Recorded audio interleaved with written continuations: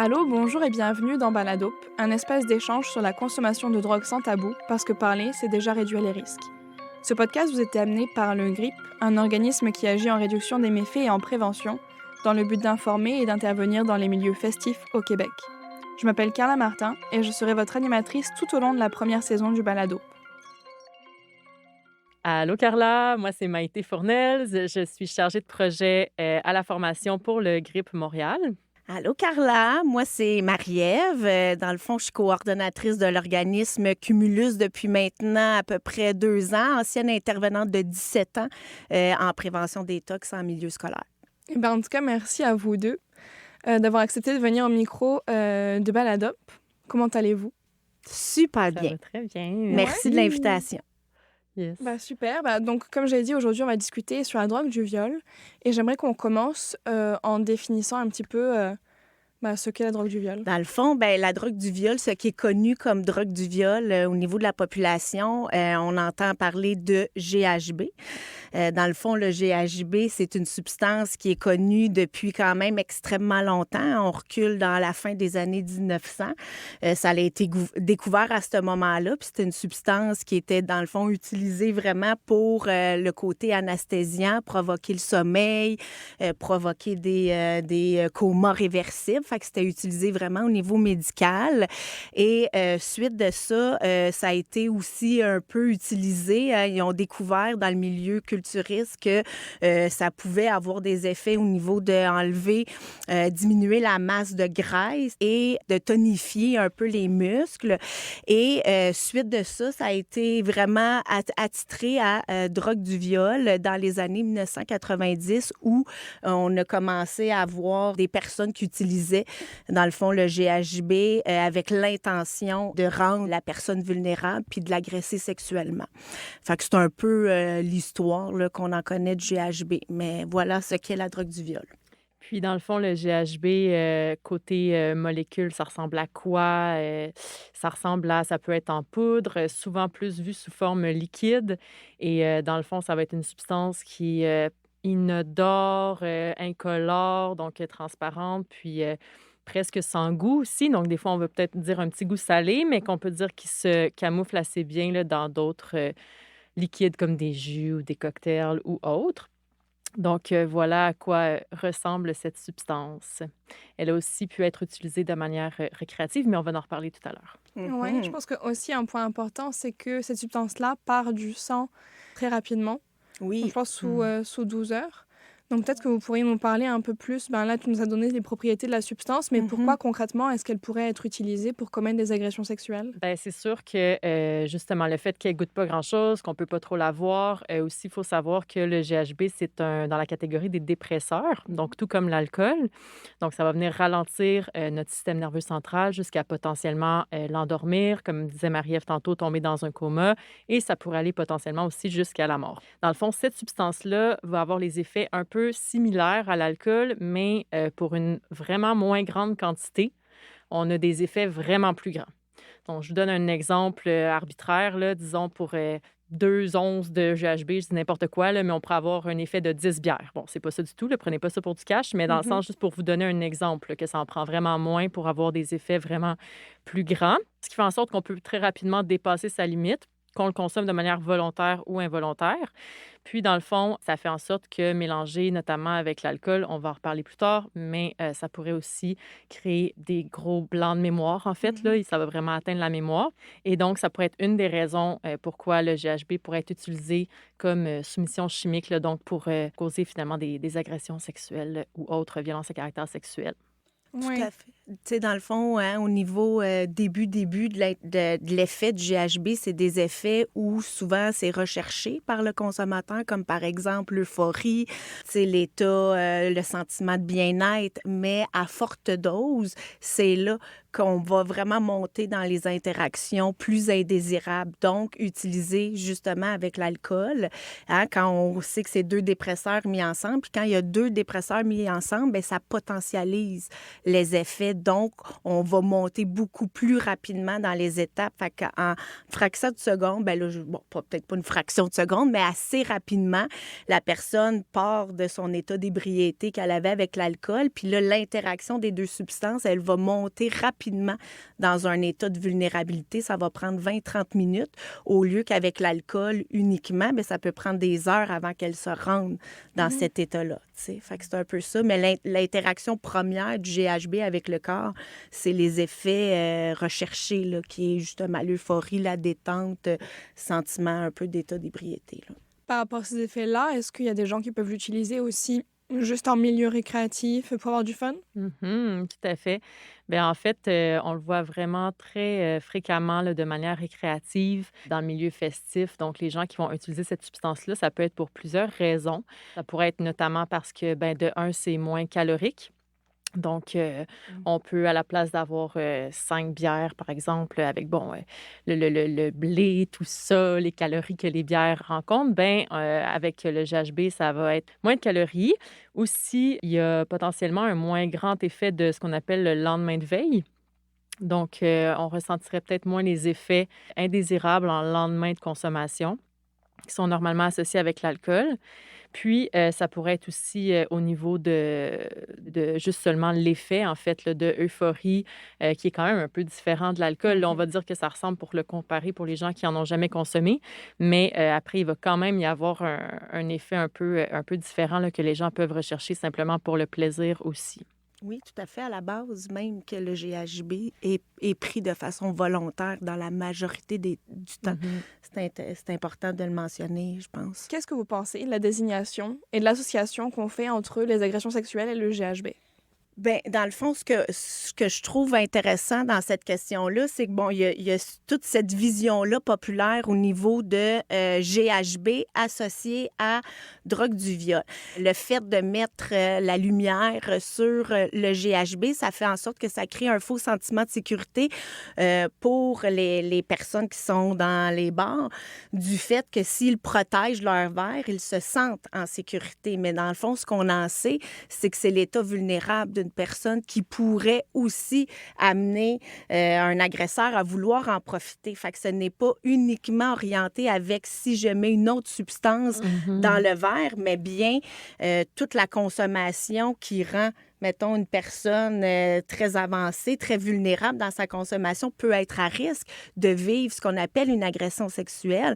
Et souvent, quand on met le mot « drogue du viol », c'est qu'on associe une agression à un viol nécessairement, quand dans les faits, bien, l'agression, ça peut être carrément juste de se faire taponner, ça pourrait être de se faire isoler tu sais, dans une toilette puis avoir des propos dégradants envers la personne. C'est toutes des agressions sexuelles qui pourraient être identifiées dans le fond. Puis, tu sais, je peux vous donner des exemples, là, dans le sens, quand on parle de d'autres substances, ça pourrait être de la kétamine aussi qui va être mis dans le verre, ça pourrait être de la MDMA, ça pourrait être du GBL, qui est beaucoup plus souvent vu sur le marché, en fait, que du GHB en ce moment, qui est comme un peu la cousine du GHB, mais qui ne sera pas détecté. Par exemple, on a parlé de certains sous-verres ou de, mettons, techniques là, pour aller chercher, détecter, voir si c'est du GHB dans le verre. Mais par exemple, si on utilise une de ces techniques-là, puis que c'est du GBL qui a environ les mêmes effets que le GHB, mais pas tout à fait, mais très similaire, mais ça ne va pas nécessairement le détecter. Donc là, encore une fois, on va avoir ce faux sentiment de sécurité-là. La problématique, en fait, à dire que c'est seulement le GHB, c'est que premièrement, comme Marie-Ève disait, on crée ce faux sentiment-là de sécurité. On enlève toutes les autres options que, bien, potentiellement, ça peut être d'autres substances qui vont être mises dans le verre ou simplement juste l'alcool. Puis on y reviendra aussi quand on parle de drogue du viol. Mais au-delà de ça, c'est de juste dire qu'il va y avoir une drogue du viol, ben c'est un peu se mettre des œillères sur toutes les problématiques de culture du viol, puis de quand on parle de toute la prévention au niveau qui va être faite au niveau des personnes qui sont potentiellement des agresseurs versus d'aller mettre le spotlight, finalement, d'aller viser tout le temps la victime pour que ce soit cette victime-là, ces personnes-là qui se responsabilisent quand, en fait, on pourrait faire un travail de prévention au niveau de la culture du consentement, par exemple, donc d'aller parler de consentement, d'aller conscientiser les gens dans cette prévention-là, parce que, comme Marie-Ève le disait, violence à caractère sexuel n'égale pas juste une agression sexuelle. Oui, il peut y en avoir, mais il peut aussi avoir tout le continuum des violences à caractère sexuel avant. Fait que, comme Marie-Ève disait, des attouchements, par exemple, du frotteurisme, juste de se faire demander de danser à répétition, quand la personne dit non, ben ça serait une forme de harcèlement, puis ça rentrerait dans un continuum de violence à caractère sexuel. Donc, après ça, évidemment que dépendamment si la personne est plus affectée ou non, se met dans une position plus vulnérable ou non, volontaire ou involontaire, mais après ça, ça reste que c'est pas de la faute de la personne qui est dans la position de vulnérabilité. Puis aussi, on n'a pas parlé, là, je sors un peu, là, mais on n'a pas parlé de la loi de l'effet là-dedans. Non plus. Qui fait en sorte que cette loi de l'effet-là, ben, elle nous dit que la substance, le contexte dans lequel on est et l'individu qu'on est va déterminer finalement l'effet qu'on va ressentir lors dans le fond, dans l'expérience de la consommation. Là, comment est-ce qu'on va se sentir? Ça va être selon plein de variables. Donc, exemple, moi, je suis une personne, je prends de la médication pour mon anxiété. Donc, je prends, je sais pas, un Xanax ou un Valium qui va faire en sorte que ben, j'ai un peu moins d'anxiété. Mais là, peut-être que si je le mélange avec de l'alcool, qui sont 2 dépresseurs, ça va aussi potentialiser les effets. Donc, peut-être juste ça va faire en sorte que là, mon état va être vulnérable. Peut-être que cette journée-là, je suis juste fatiguée aussi. Puis le fait que je suis juste fatiguée, bien, une bière ou 2 va me faire un vraiment plus grand effet que normalement. Peut-être ça m'en prend 6 quand je suis en forme.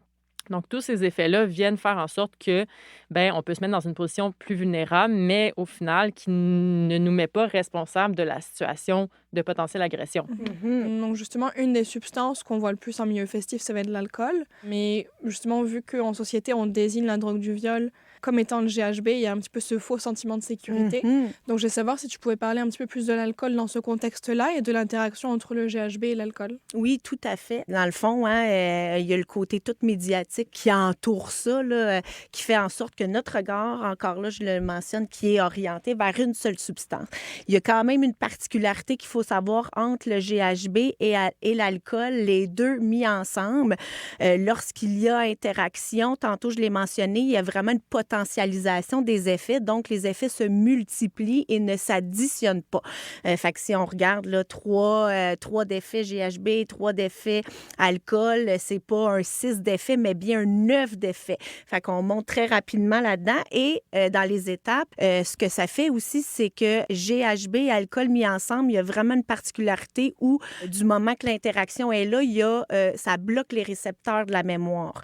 Donc, la personne se réveille le lendemain matin ou se réveille après s'être endormie dans un contexte d'agression, mais n'a aucun souvenir de ce qui s'est passé. Fait que c'est une des raisons pour laquelle ça a été associé aussi. Mais dans les faits, l'alcool, à forte quantité, provoque un état de désinhibition, provoque un état où la personne pourrait avoir l'air consentante, va adhérer à tout. Donc, c'est vraiment l'alcool qui aussi est utilisé pour soumettre une personne, faire en sorte qu'elle est beaucoup moins apte à pouvoir se défendre de ça. Puis même que limite, tu sais, elle n'est pas consentante, je le réitère, on ne peut pas consentir, notre jugement est affecté.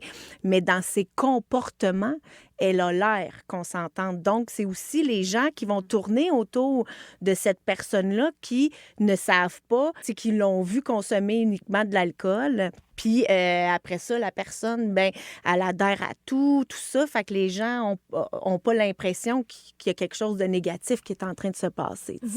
Quand tu dis que la personne n'est pas consentante, à partir de quel moment est-ce que tu dirais que la personne ne l'est pas sous consommation de substances psychoactives? Parce que on peut aussi avoir d'autres contextes, comme les contextes de consommation sexualisée, où là, la personne pourrait l'être. Je dirais, il y a des techniques pour être sûr que la personne soit consentante. Donc, à partir de quel moment est-ce que tu dirais que le consentement, par exemple en milieu festif, va pas être valable? Ben, c'est-à-dire que selon la loi, une personne qui va être inconsciente, de un, évidemment, son consentement ne peut pas être valide. Donc, quelqu'un qui dort, ça peut pas dire oui. Sinon, après ça, c'est toujours bon de le rappeler, tu sais. Après ça, ben, il y a une zone grise, OK? Dans le sens où, là, il va y avoir toutes sortes de contextes, comme tu dis. Puis le consentement, c'est vraiment une très grosse question parce que ça peut aller de est-ce que ça veut dire, exemple, que j'étais avec mon chum, ma blonde, la fin de semaine, je bois un verre de vin. Est-ce que ça veut dire automatiquement qu'on s'ouvre une bouteille de vin, on peut plus consentir Mm. à avoir une relation sexuelle après? Pas nécessairement. OK? Ça va vraiment être une grande zone. Puis le consentement, on pourrait faire un épisode juste là-dessus. Mais en gros, là, ça va vraiment être toute une question de communication. Fait comment est-ce qu'on communique avec l'autre personne? Comment est-ce que l'autre personne est réceptive? Puis il va y avoir plein de facteurs là, variables à ce consentement-là, notamment, bon, qui soient... Le consentement, il doit être réel, réversible, éclairé, enthousiaste et libre. Fait que, tu sais, qu'il ne soit pas, comme on dit, pas coercitif, là, mais Tout à tu fait. sais, que, fait Ouais, que si la- Forcé, c'est pas un... forcé, c'est pas- ouais. C'est- exactement. Fait qu'après ça, si la personne, bien évidemment, de son plein gré, utilise une substance en se disant qu'elle veut y avoir une relation sexuelle avec la personne, bien, à la base, et qu'elle ne tient pas nécessairement compte de son consentement, ben ça sera pas valide. Tout à Après fait. ça, comment savoir si ce l'était, si ce l'était pas? La question est extrêmement large. Puis c'est là aussi qu'on pourrait donner des trucs de réduction des méfaits. Je sais pas si on est rendu là. Mais je pense qu'on va en Tout à parler. fait. On va en Si vous parler voulez en tantôt. savoir plus, ce sera dans notre épisode sur la consommation sexualisée. Mhm. On parlera un peu plus du consentement et des techniques aussi à utiliser Mm. pour justement recevoir un consentement éclairé. Exact. Puis, tu sais, ce qui est important, moi aussi, je pense, de mentionner, c'est que l'alcool aussi peut vraiment affecter notre jugement. Fait que tout ce que tu as dit, Maïté, est vraiment hyper intéressant. Dans le faut aussi, tu sais, observer comment que la situation se passe. Mais il faut aussi, comme citoyen qui utilise l'alcool, c'est comme personne qui est consommatrice d'alcool, de l'avoir en tête que le jugement est modifié. Fait que des fois, ce qu'à jeun, on trouve acceptable ou inacceptable, bien, en état de consommation plus avancé au niveau de l'alcool, mais ce jugement-là peut être modifié. Ouais. C'est-à-dire que des fois, on n'a même plus conscience de ce qu'on est prêt à accepter ou pas, des choses que... Puis, fait que ça ne veut pas nécessairement dire qu'on n'a pas consenti, mais on peut se retrouver aussi dans un contexte de relation, même pas d'agression, là, de vivre des choses qu'on n'avait pas intérêt à le faire, puis que là, on le fait quand même sous intoxication. Tu sais, fait que c'est important aussi d'avoir cette information-là au niveau de l'alcool, puis de bien réfléchir aussi avant à ce qu'on veut pas. Tu sais. L'alcool, et puis avec toute autre substance, je pense Tout aussi, il ne faut pas autre. se mettre des œillères. Je pense avec Ben toutes oui. les substances. Exact. Il peut y avoir aussi une sensation de regret, même si tu as consenti à la relation.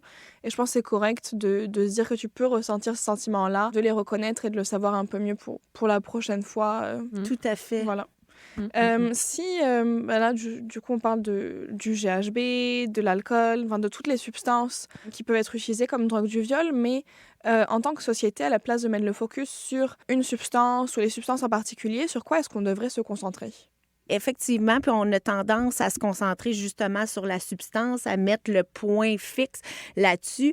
Et on a aussi tendance, comme société, au niveau de la prévention de ça, de responsabiliser aussi beaucoup la victime à travers ça. Fais attention à ton verre, protège-le, assure-toi que tu es avec plusieurs personnes. Tout ça, toutes des bonnes notions de réduction des risques qui sont pas à négliger. Je ne suis pas en train de dire qu'elles ne sont pas importantes, sont hyper importantes. Encore en 2023, on doit se protéger. Soit, par contre, c'est beaucoup de mettre la responsabilité encore sur la victime. Fais tout en sorte pour que ce soit pas une victime potentielle, mais dans les faits, l'intervention serait aussi à faire, puis même beaucoup plus à faire avec nos agresseurs potentiels. Hein? Travailler à l'éducation de de nos adolescents et adolescentes à travers ce qu'est aussi une agression sexuelle. Souvent, même juste le terme agression sexuelle,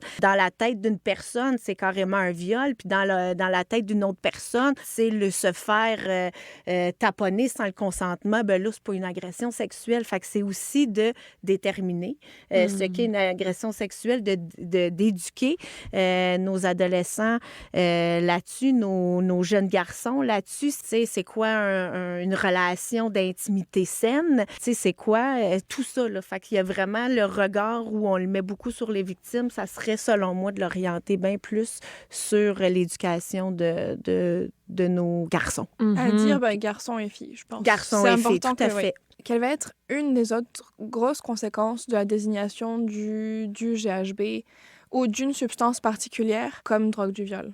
Là, je parle notamment de la stigmatisation. Ça va être notamment comme tu l'as dit, Carla, stigmatiser. Dans le fond, je vais vous donner un exemple.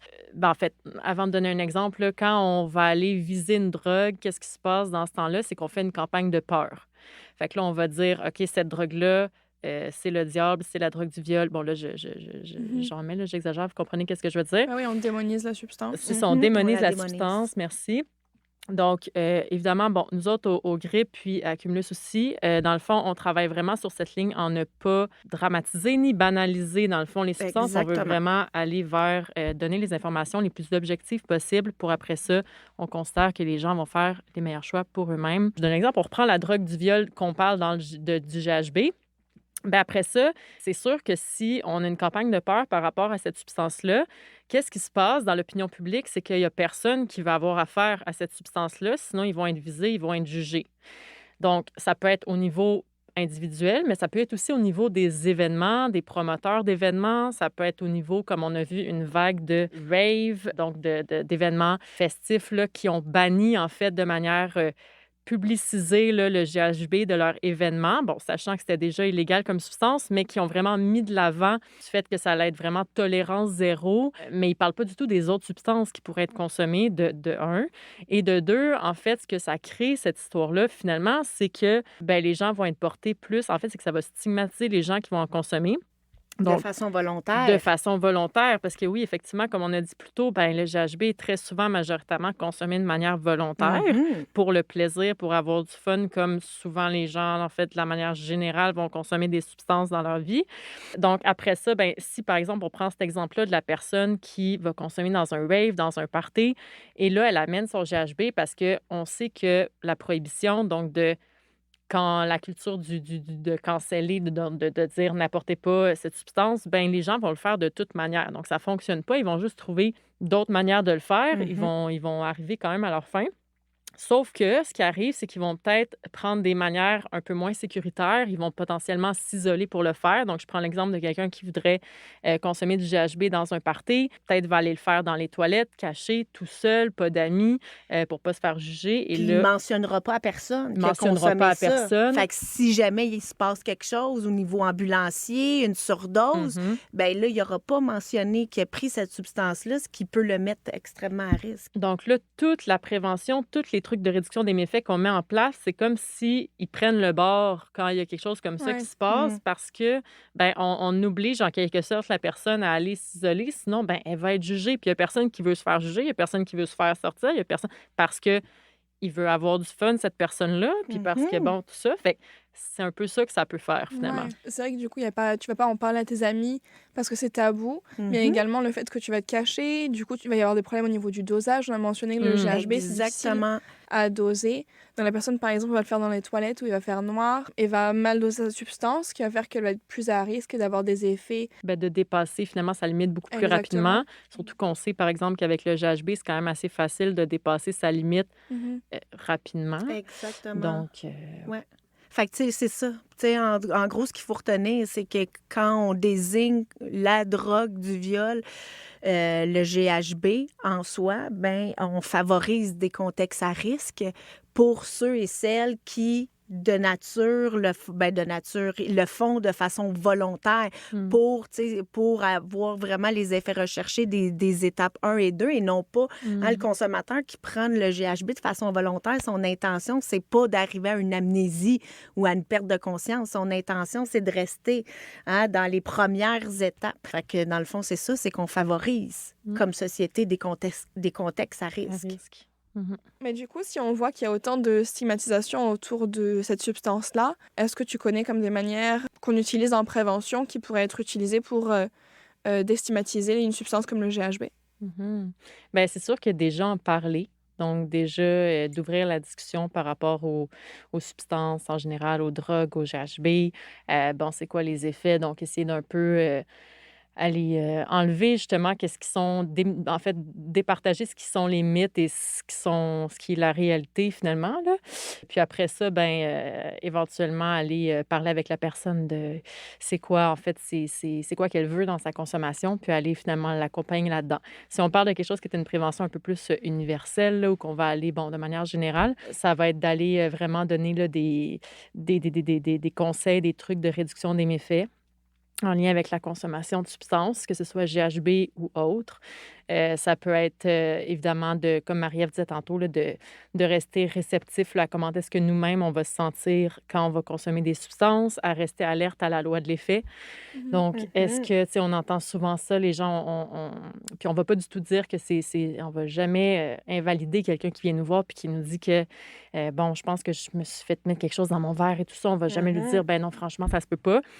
Par contre, ce qu'on voit, là, des fois, c'est qu'au final, la personne, on comprend que c'est pas nécessairement qu'elle s'est fait mettre quelque chose dans son verre, mais peut-être que aussi cette journée-là, justement, elle était plus fatiguée. Peut-être qu'elle a pas bu d'eau, elle a eu une grosse journée à la job. Tu sais, il y a quelque chose qui s'est passé dans sa vie qui fait qu'elle était plus triste ou anxieuse ou X, Y, Z, qui fait en sorte que ben, la consommation va avoir un impact qui est plus grand que d'habitude. Fait que finalement, c'est juste de rester alerte à cette loi de l'effet-là, toujours l'avoir en tête quand on va consommer, quand on va aller dans une expérience là, de consommation. Puis aussi, bien évidemment, là, si on a des amis là, avec nous, de toujours dire à quelqu'un ce qu'on consomme, super important. Super Tu sais, important. qu'on soit loin ou proche, même si vous êtes loin, au pire, textez quelqu'un, tu sais, dites-le à une amie, une sœur, quelqu'un en qui vous avez confiance. Parce que comme Marie-Ève disait tantôt, ben en fait, en fait, je sais pas si Marie-Ève a dit ça, mais on sait que les surdoses, ben ils arrivent le plus souvent quand les personnes sont isolées, en fait, là. Exact. J'ai pas dit ça, mais c'est Mais super c'est vrai, intéressant c'est que oui, t'en parles. c'est vrai. Il y a des études là-dessus, justement, Effectivement. que la plupart des surdoses qui sont fatales vont arriver parce que la personne n'est pas entourée, elle est isolée. Puis, tu sais, j'irais aussi, tu sais, dans la posture de quelqu'un qui accueille, tu sais, quand tu disais, Maïté, qu'il faut pas rester seul avec ça, mais quand quelqu'un, justement, parce que on le voit, là, les gens ont tendance à rester pris avec ça, il y a un sentiment de honte, de culpabilité, etc.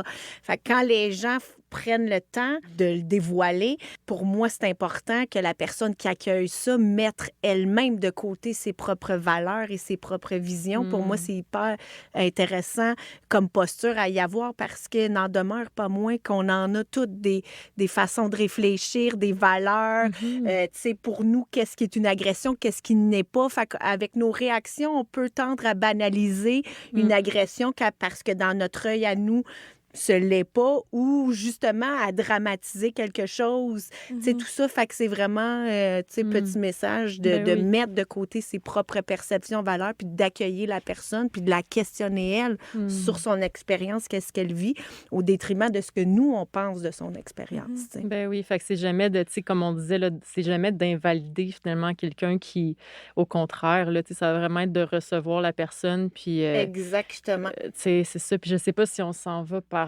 Bah non, bah là, je vais plutôt plus vous renvoyer sur les personnes qui, peu importe la substance, peu importe consommation ou non, sont dans un contexte comme de milieu festif.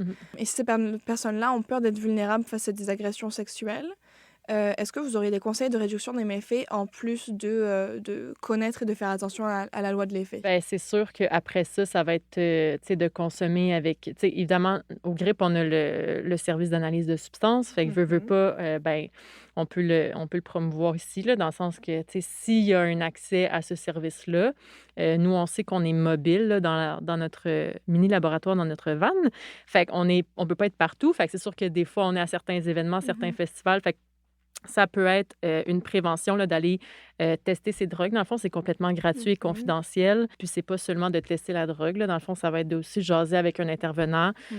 à ce moment-là, là, qui va pouvoir donner, du matériel de consommation, à moindre risque, donc Mhm. plus sécuritaire, donc propre, puis qui va aussi pouvoir, jaser avec la personne finalement, là, de sa consommation. Évidemment, sans Mhm. jamais dire, «Consomme-la, consomme-la pas». C'est vraiment plus d'accompagner la personne dans les choix qu'elle veut faire pour que son expérience, finalement, soit la plus positive possible. Là, Mhm. sinon, on parle de service d'analyse de substance. On n'est pas toujours là. Sinon, ça peut être aussi de trouver un site fixe à l'avance, d'aller faire tester la substance, que ce soit, il y en a plusieurs à Montréal en ce moment. Sinon, après ça, directement sur place, ben, en fait, je dirais que c'est de préparer le trip, premièrement, en avance pour ce qui est avant et après aussi. Mais si vraiment la personne a plus peur face à des agressions sexuelles, donc en contexte de consommation, en effet, ces conseils-là sont importants. Mhm. Mais si tu oublies, si tu mets de côté la consommation de substances psychoactives, quel conseil est-ce que tu pourrais donner à la personne? Si on ne parle pas de consommation de quelconque substance, si on est juste en milieu festif, quel Mhm. conseil est-ce que tu donnerais à une personne qui se sent vulnérable face à ce risque-là? Ben, moi, je dirais, ça serait aussi d'identifier et dans le milieu dans lequel tu es, les personnes que tu pourras aller voir, la Exact. sécurité, tu sais, les barmen ou les barmaids en Mhm. arrière, ça pourrait carrément être ça.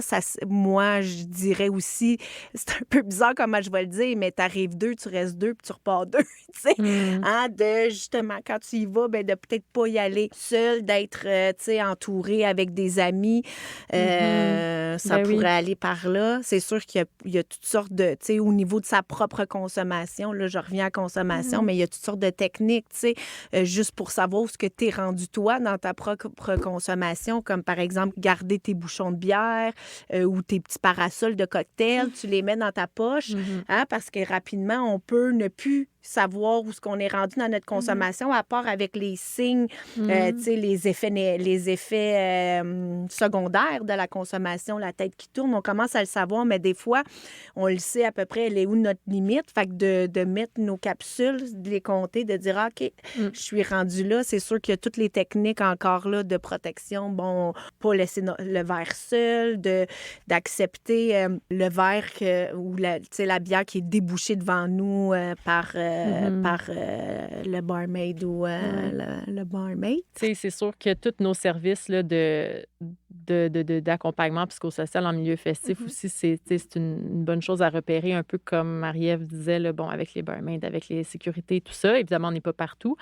Sinon, ben, comme Marie-Ève disait, là, ça peut être tu sais, toujours pas nécessairement être avec la même personne, mais Mm. au moins avoir une personne de confiance qui soit là, qui soit pas là, qu'on sait qu'on peut appeler à la limite, que ce soit une amie, une sœur, un parent, d'avoir, tu sais, de prévoir son numéro de téléphone à l'avance dans son tu Exactement. sais, puis si Ouais. on pense à faire quelque chose, mettons à repartir avec quelqu'un ou quoi que ce soit, ben peut-être aussi ça peut être de, soit d'appeler cette personne-là ou de poser des questions à son ami ou tu sais Mhm. comme, ah, tu sais, pas nécessairement pour que l'ami choisisse à notre place, mais Mhm. juste des fois avoir un regard extérieur, Mhm. ça peut un peu nous aider, puis ça peut aussi nous faire relativiser, parce qu'on sait que, ben, tu sais, on ne serait pas nécessairement reparti avec la même personne le soir si on avait consommé ou pas. Mhm. Fait qu'après ça, ça va être de, vraiment aller identifier les personnes de confiance, vraiment, Ouais. justement, comme Maria disait aussi, l'environnement, tu sais, regarder si, l'environnement est potentiellement à risque. Est-ce qu'il y a plus ça devient on veut pas tomber dans de l'hypervigilance, mais tu sais, de un peu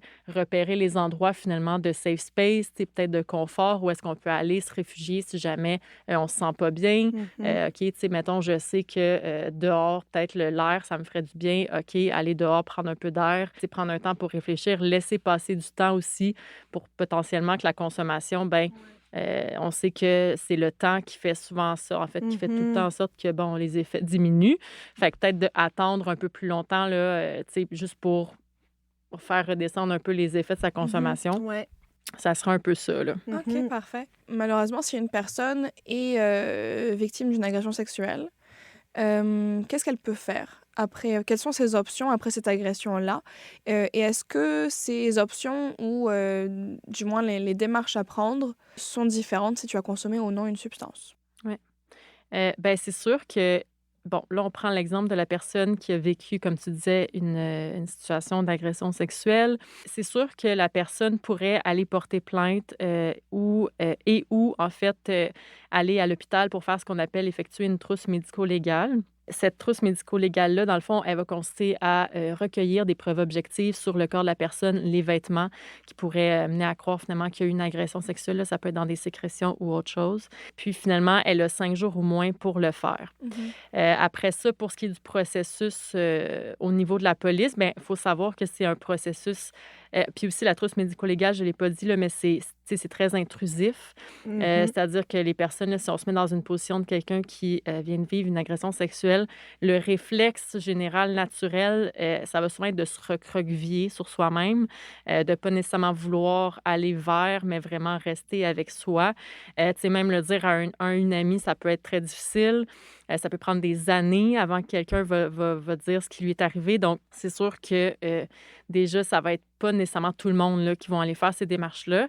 Après, au niveau de faire une plainte à la police, la position du GRIP par rapport à ça, c'est toujours de dire qu'on ne va pas décourager du tout quelqu'un d'aller porter plainte. On va l'accompagner là-dedans si elle veut le faire. On va lui indiquer comment le faire. En fait, ça va être seulement aussi de rester conscient, là, consciente qu'au niveau de l'institution de la police, c'est sûr qu'il peut y avoir, comme on parlait tantôt, de la stigmatisation, donc certains jugements par rapport à quelqu'un qui sera en état de consommation puis qui aurait vécu une agression sexuelle, par exemple, ben, on va peut-être douter de l'histoire que la personne veut raconter. Malheureusement, on va peut-être se dire, ah, ben la personne est en état de consommation, peut-être qu'elle pensait pas ou elle n'a pas bien vu ou elle n'a pas bien compris ce qui s'est passé. Fait qu'il pourrait comme avoir toutes sortes de propos, là, de comportements malheureux comme ça. Qu'est-ce qui peut être proposé à la personne, notamment, c'est de prendre en note sur le coup tout ce qu'elle se rappelle des événements. Donc, vraiment de noter ça là, quelque part sur un papier dans son état de consommation pour après ça, bien, le lendemain, si elle désire toujours aller porter plainte, qu'elle puisse amener finalement ces notes-là puis faire les relire puis regarder un peu là, est-ce que ça concorde avec ce que je me rappelle, etc. Puis voilà. En sachant que la personne peut quand même aller porter plainte si elle le souhaite, Ben oui. même en situation de consommation, mais Tout à là, fait. un conseil de réduction des risques, ce serait plutôt de prendre en note tout dont elle se souvient et peut-être d'attendre le lendemain. Ben, c'est-à-dire qu'on ne va pas nécessairement proposer à la personne d'attendre. C'est plus que si la personne ne veut pas y aller, parce que la réalité, c'est aussi plus souvent que la personne ne veut pas y aller que veut y aller, Ouais. généralement. Ouais, tout à fait. Fait que ça va être plus de le proposer dans tous les cas, tu sais, en fait, puis de lui expliquer c'est quoi, en fait, les étapes, là, si jamais elle désire porter plainte, puis que c'est très légitime qu'elle le fasse, puis Tout de à fait. vraiment remettre aussi le pouvoir à cette personne-là, là, donc en lui disant que, puis lui expliquer que c'est pas de sa faute, qu'est-ce qui s'est passé, que Exact. c'est C'est pas... souvent le réflexe premier qu'on a. Exact. Vraiment. Puis, tu sais, je trouve que c'est intéressant aussi de mentionner le fait que, tu sais, des fois, hein, comme Maïté l'a super bien dit, quand ça vient d'arriver, une agression, le premier réflexe, c'est de se replier sur soi et non pas d'aller vers les autres. Il y a tout un cheminement de questionnement. Là, les premières personnes qu'on blâme, ça pourrait être nous-mêmes, tout ça. Donc, oui, effectivement, mettons, si on veut avoir un dépistage d'une substance précise, comme le GHB, c'est très court dans le temps. Donc, c'est sûr que c'est recommandé d'y aller assez rapidement pour aller faire le dépistage parce que, tu sais, quelques heures plus tard, on ne le voit pas. En tout cas, pour ma part, dans ma réflexion, c'est pas tant nécessairement l'importance de savoir est-ce que j'ai été droguée ou pas. Oui, ça peut donner des explications, mais quand tu vis une agression sexuelle, ben tu as quand même quelques jours pour aller faire les démarches. Souvent, les personnes vont se dire, ah ben là, ça fait déjà 48 heures c'est passé, je peux plus rien faire. Non, au contraire, les 5 désignés, ça peut aller jusqu'à 5 jours suite à l'agression pour aller faire la trousse médico-légale. Fait que plus on le fait rapidement, mieux c'est, mais d'avoir quand même en tête qu'on a du temps de réflexion devant nous là, pour pouvoir aller le faire. D'accord, merci. Et donc, pour conclure cet épisode, est-ce que vous auriez un message que vous souhaiteriez laisser à nos auditeurs et auditrices? Certainement. Souvent dans notre société, on a tendance à blâmer beaucoup la victime. C'est même un réflexe très instinctif, c'est-à-dire que, on veut pas... C'est trop difficile comme citoyen et citoyenne de penser que ça peut nous arriver n'importe où, n'importe quand, puis ça peut nous arriver à nous. Donc, on a un réflexe assez premier de voir pourquoi elle s'est fait agresser pour se dire, ben moi, ça m'arrivera pas. Fait qu'on a tendance à mettre la responsabilité sur l'autre. Moi, ça peut pas m'arriver parce que moi, je porte pas de mini-jupe ou moi, je sors pas tout seul dans les bars.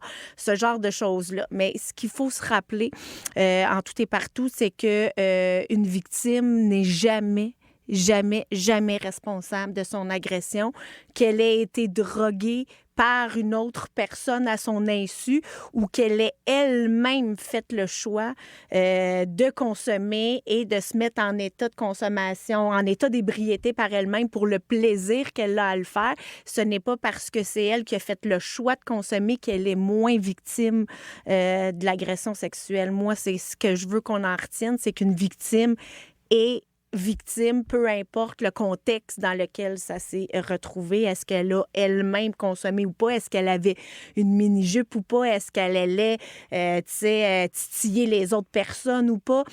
Il n'y a absolument aucune responsabilité que la victime doit prendre. Par contre, on le sait qu'il y a des sentiments de réflexion, de honte.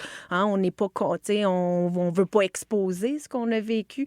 Si on l'a vécu, ça, je le comprends, mais comme société, on devrait vraiment enlever la responsabilité de la victime, puis changer notre regard carrément, puis d'aller vers de l'éducation globale chez nos garçons, nos filles, dès un très bas âge, pour justement éviter de perdurer cette culture du viol-là, puis d'aller vers la culture du consentement. Merci. Et toi, Maïté? Hey, t'as tellement tout dit dans cette belle réponse-là. C'était parfait. Oui, puis il y aura des ressources aussi, là, à la fin de la vidéo. Si jamais vous avez des questions aussi, n'hésitez pas. Puis surtout, restez pas seul avec une situation qui vous sera arrivée, que vous soyez ou non, que vous ayez vécu quelque chose ou non en lien avec la consommation, que ce soit de manière volontaire, involontaire. C'est super important de ne pas rester seul avec ça. Tout à fait. Pour conclure, j'aimerais remercier nos invités, mais aussi le Centre Phi qui nous a accueillis dans leur beau studio d'enregistrement. Mais j'aimerais surtout te remercier, toi, pour avoir écouté cet épisode. Si tu aimes le balado et que tu souhaites nous soutenir, on t'invite à t'abonner au podcast et à faire un don sur le site internet du GRIP, où tu pourras en apprendre plus sur nos services d'intervention en milieu festif, notre service d'analyse de substances, nos formations ainsi que notre matériel éducatif. Pour conclure, j'aimerais surtout te rappeler que si tu choisis de consommer, choisis aussi de t'informer. N'oublie pas d'être à l'écoute de toi-même et des autres, sans stigmatisation ni tabou, parce que parler, c'est déjà réduire les risques.